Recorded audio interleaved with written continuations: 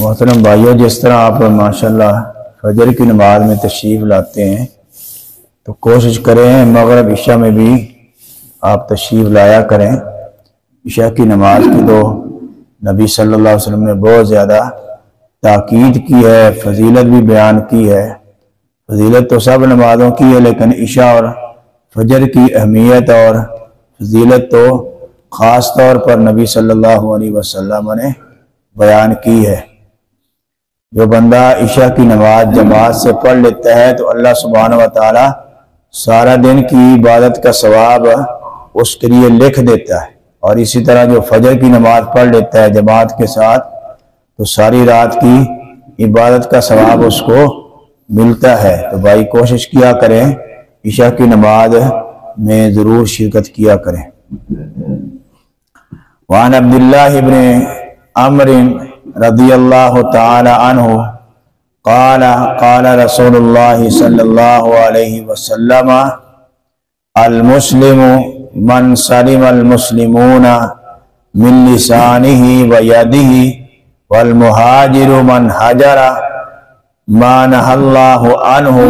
هذا لفظ البخاری۔ ولمسلم قال ان رجلا سأل النبي صلی اللہ علیہ وسلم ای المسلمین خیر؟ قال من سلم المسلمون من لسانہ ویدہ۔ یہ حدیث صحیح بخاری اور مسلم میں اور ابو داؤد نسائی میں بھی موجود ہے۔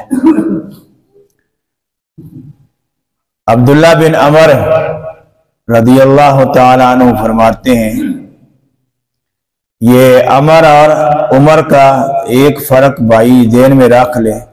بعض لوگ اس کو عمرو پڑھتے ہیں، تو عمر جو ہے نا، عمر یہ بغیر واو کے عربی میں لکھا جاتا ہے عمر، اور اگر عمر ہو تو اس کے ساتھ واو لکھی جاتی ہے، اس کو عمرو نہیں پڑھیں گے، اس کو عمر پڑھیں گے۔ عمر واو لکھا ہو ساتھ تو وہ عمر ہے، اگر واو کے بغیر ہو تو پھر عمر لکھا جاتا ہے عمر۔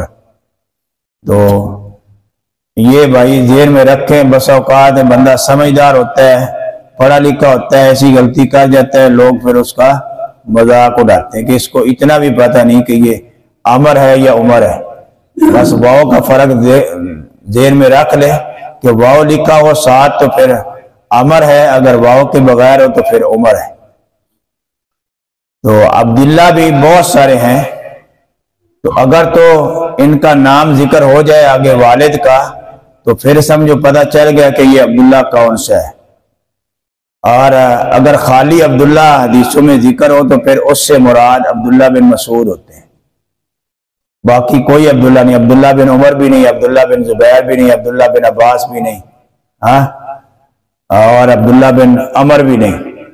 تو جب خالی عبداللہ لکھا ہوا عن عبداللہ ہی تو سمجھ لیں کہ اس سے مراد عبداللہ بن مسعود ہے رضی اللہ تعالیٰ عنہ۔ اچھا حدیث ہے، نبی صلی اللہ علیہ وسلم فرماتے ہیں کہ اب پیچھے بیان ہوا تھا کہ ایمان کی 70 سے زیادہ شاخیں ہیں، اب ان حدیثوں میں ان باتوں کا ذکر ہے کہ جن سے ایمان کمزور ہو جاتا ہے، ایمان میں نقص پیدا ہوتا ہے، کامل بندہ نہیں رہتا، کامل ایمان نہیں رہتا، تو ان میں سے یہ بات بھی ذکر کی گئی ہے۔ المسلم من سلم المسلمون من لسانہ و یدہ۔ پکا مومن، پکا مسلمان کون ہے؟ پیچھے ذکر ہو گیا تو یہاں وہ نقص پیدا کرنے والی باتیں ذکر ہو گئی۔ المسلم صرف مسلمان تو وہ ہے، یعنی پکا مسلمان تو وہ ہے جس کی زبان سے و یادی اور اس کے ہاتھ سے دوسرا مسلمان محفوظ ہو جائے۔ سالم جو ہے نا یہ سلامتی سے نکلا ہے، تو جس مسلمان کے ہاتھ اور زبان سے دوسرا مسلمان محفوظ نہیں ہے اس کے اندر تو سلامتی ہے ہی کوئی نہیں، سمجھو وہ تو اسلام کی جو سلامتی ہے نا اس سے ہی خالی ہو گیا، اس سے ہی خالی ہو گیا۔ اسلام بھی تو سلامتی والا دین ہے نا، امن و سکون والا دین ہے۔ ہاں اگر ہم کسی کافر کی گردن بھی کاٹے گا نا تو یہ بھی سلامتی ہے، ہم اس کی گردن سے نا اس انسان کی شرارتوں سے باقی معاشرے کو محفوظ کرنا چاہتے ہیں۔ تو اگر ایک بندہ جسم کا ایک حصہ تکلیف دے رہا ہو اور ڈاکٹر کہے اس کو کاٹنا ضروری ہے ورنہ آپ کا سارا جسم پریشان رہے گا، تکلیف میں رہے گا، تو اس کو کاٹنا ہی سلامتی ہے، اس کو کاٹنا ہی سلامتی ہے۔ تو اسلام نے جو جہاد کا حکم دیا وہ بھی سلامتی کے لیے دیا ہے، نہ کہ فتنہ اور فساد پھیلانے کے لیے دیا۔ والمہاجر، اور مہاجر کون ہے؟ ایک تو مہاجر وہ ہوتا ہے جو اللہ کی رضا کے لیے اپنا گھر بار چھوڑ کر ایسی جگہ پہ چلا جاتا ہے جہاں پہ دارالسلام ہوتا ہے، جو علاقہ امن و سلامتی والا ہوتا ہے، ہر طرح کے فتنوں سے، شرور سے اور ان چیزوں سے محفوظ ہوتا ہے، اس کی طرف ہجرت کرنا، ایسے دارالکفر سے دارالسلام کی طرف ہجرت کرنا ضروری ہو جاتا ہے۔ جیسے مکہ تھا یہ دارالکفر تھا اور مدینہ دارالسلام تھا، وہ سلامتی اور امن کا گھر تھا، تو اس وقت ہجرت کرنا لازمی اور ضروری ہو جاتا ہے، یہ بھی مہاجر ہوتا ہے۔ یہ اصل اس کا معنی ہے چھوڑنا۔ تو نبی صلی اللہ علیہ وسلم فرماتے ہیں المہاجر من ہاجر ما نہی اللہ عنہ، جن جن چیزوں کو چھوڑنے سے اللہ سبحانہ و تعالی نے منع کر دیا ہے ان کو چھوڑنے والا بھی مہاجر ہے۔ اگر ایک بندہ اللہ کی حرام کردہ چیزوں کو نہیں چھوڑتا اور اپنے شہر سے ہجرت کر کے دوسرے شہر میں چلا جاتا ہے، اس نے کیا ہجرت کی؟ اس نے سمجھا کہ نہیں، اس نے کیسی ہجرت کی؟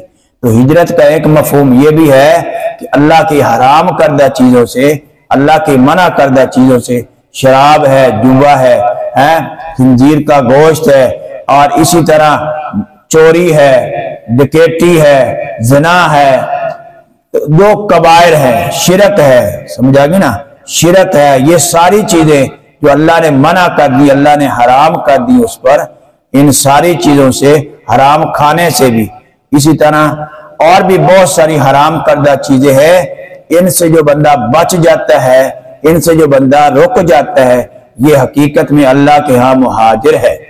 مہاجر اس کو کہتے ہیں۔ یہ صحیح بخاری کے الفاظ ہے، اور مسلم میں ہے نبی صلی اللہ علیہ وسلم ان رجلا، وہ راوی کہتے ہیں کہ ایک آدمی نے نبی صلی اللہ علیہ وسلم سے سوال کیا کہ ای المسلمین خیر، مسلمانوں میں سے بہترین مسلمان کون ہے؟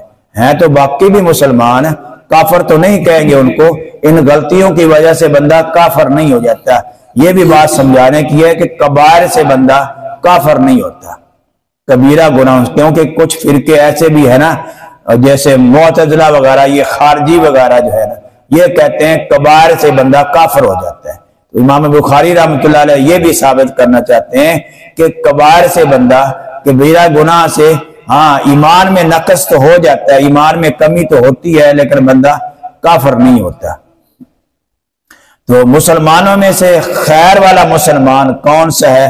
نبی صلی اللہ علیہ وسلم من سلم المسلمون من لسانہ و یدہ، جس کی زبان سے اور جس کے ہاتھ سے، پہلے زبان ہے پھر ہاتھ ہے، یہ زبان زیادہ استعمال ہوتی ہے، ہم اس کو شتر بے مہار چھوڑ دیتے ہیں، جو مرضی بولتی جائے، جو مرضی کہتی جائے، گالیاں بکے، فضولیات بکے، اور ایسے کلمات ادا کر لے جو کفر سے تعلق رکھتے ہیں۔